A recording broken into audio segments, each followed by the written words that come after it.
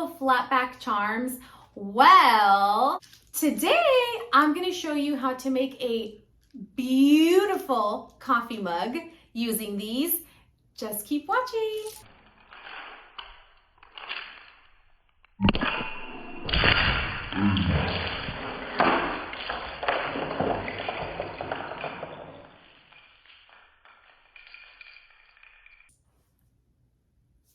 Always have so much that I want to say to you guys on my intros that I feel like sometimes I forget important things. And let me tell you something, I cannot forget to give credit where credit is due.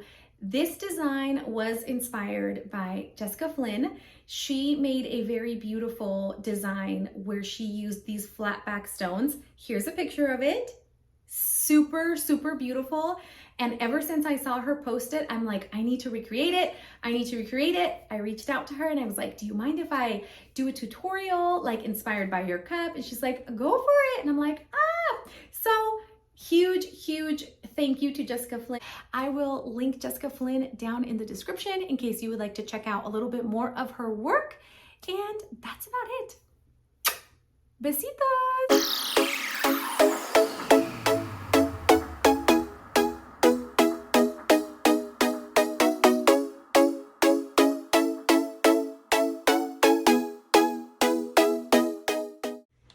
The fun part is going to be picking out your amazing flat back charms from Amazon. Of course, you can pick any colors, any theme that you want.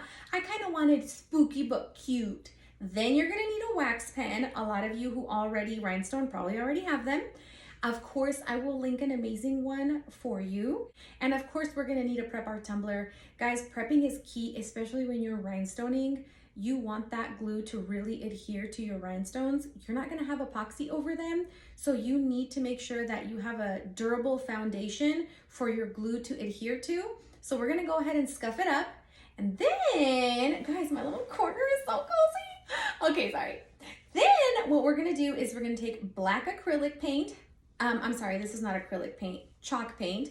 And I'm gonna paint the handle. I do not recommend priming your entire cup with chalk paint, okay? Because it's gonna crack and your stones are gonna fall off. We're only doing this for the handle because we're gonna put glitter and obviously resin. So that's why it's okay to prep the handle with chalk paint. So then I went over it with Mod Podge and of course, some beautiful glitter from Yvette Meister Creations. Love her. I'm using Black Magic for the handle. Look how cute it is. I don't know why glittering this handle was so satisfying. And then you tap it like you get tapped on the weekends. Okay, I'm sorry, that was inappropriate. I just want one YouTube video where I get through it without being gross. All right, so after it fully dries and you've brushed off all the excess, you're just gonna take a little bit of UV resin. This is a resin that I found by accident on Amazon, and I actually really like it. So I am going to go ahead and start laying a pretty thin coat in little sections and just get as much coverage as I can with my fingered glove.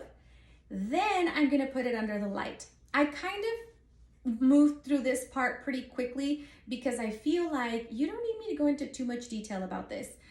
You paint it, you glue the glitter on, you let it fully dry, you dry brush anything, that isn't sticking, and then you just go ahead and you rub your UV resin on there, and then you're just gonna hold it under the light. I think I did about 2.5 to 3 minutes on each side of the handle just to make sure that it was fully drying and fully curing. And I did about 3 coats total to get that smooth handle. It's a lifesaver because I'm a very impatient person and I would not have wanted to have put this cup on a turner and do like epoxy on it. So UV resin saved my life on this one because I was able to get the handle taken care of and then dive right into getting the actual rhinestones on the cup. Okay, look how cute it is. And my glove is pink. Oh, like my cute little, look at my cute little pillow. Can you tell I'm happy here? Okay, sorry. So basically, like I said, I did about 2.5 to 3 minutes on each side. Then was the fun part. I laid out all my flat back charms and just kind of like messed around and looked around and picked my favorite ones. There was a few Christmas ones in there. How did those get in there? Excuse me, are you lost? Are you lost, baby girl? Oh my gosh, if you have not watched 365 Days, what are you doing with your life? Then you're gonna need the little rhinestone trays, which are amazing because if you put rhinestones on them and you shake them a little bit, it's gonna flip them the right side up so that you can easily pick them up with your wax pen. That's why they're amazing. Now, this is why you need the permanent marker. You need the permanent marker to lay your base color. Now, you totally can do that, guys. You don't need to use spray paint. Permanent marker will work just fine. And we're using Bob Smith glue, and that's a part 8 and B epoxy glue resin strong cure. It's my favorite, you guys, but you don't have to use this. You can use other alternatives that you use for rhinestoning. You don't have to use this glue. It's just become my favorite. So basically you put 2 little dots. You try to get them as even in size as you can, and then I use a little popsicle stick to just mix them together to get that like perfect mix. It takes about like 30 seconds. And then I use my popsicle stick to put them all around the rim. Anytime you rhinestone a tumbler, the best advice I can ever give you is always lay your rim, your rhinestone, your line at the top, and let it fully dry before you go in, because if you don't, you could potentially end up with a crooked line at the rim, and that's gonna look really sloppy. So as you can see, I did little sections at a time, and then I went ahead and I made sure that I was laying that line at the top. The reason I'm doing different size stones is because I did not do a honeycomb method, which is just when you do the straight lines in the same size stone all the way down. I did a scatter method. To think of a scatter method, think of like Tetris. You put a stone, whatever size, in whatever little section it fits, whatever little opening it fits. So I went ahead and I laid my line, my first line there at the rim. And then as I continued to rhinestone, the glue got tackier and tackier because it has about a 30-minute work time, which is why I like it a lot. Then I kind of added a little bit of charms and just took the time to add a few more little rhinestones. And basically, guys, it's super simple. Place your little charms wherever you want to place them. And then what you want to do is just take rhinestones and start completely filling the area around the charms using whatever size stones fit in those little sections. Then take your cup and flip it upside down and put it on some parchment paper. This is important because if your rhinestones slide a little bit, like if the glue, it slides a little bit, you're not gonna have that straight line at the top. So I always put it face down on parchment paper and let the glue fully dry so that when I come back and keep working, I've already got that solid line around the rim and it's perfectly dry. It's not gonna budge. So when I'm done with my tumbler, I'm gonna have that perfect finish at the top. And you wanna do the same thing at the bottom, but you'll see me doing the bottom later. The reason I put it upside down over parchment paper is so that because it's gonna, some of the glue may slide off, just so that it doesn't stick. But look at that. I've got a perfect straight line going all the way around, and that's exactly what you want. So once you've got that, then you can keep going with the body. Okay, sorry. So I'm gonna take my permanent marker and just kind of color along as I'm going. Guys, this is so much faster than spray painting. It is so humid here in Florida and so hot and so sticky. If I were to have spray painted this cup, I'm not kidding you, I would have had to have let it sit for a good 2 days before I could have gone to do anything on it because the spray paint stays sticky for so long. We're right by the ocean, so it stays sticky for days and don't nobody got time for that. So I just used a permanent marker. I've seen other people who rhinestone do this. After you are done putting down your color, you continue to mix small amounts of your glue at a time. You don't need to mix very large amounts at a time because it does have a 30-minute working time. So just mix small amounts at a time. It's amazing. I love doing it this way because then I don't waste that much glue. And I basically just kind of continue down the body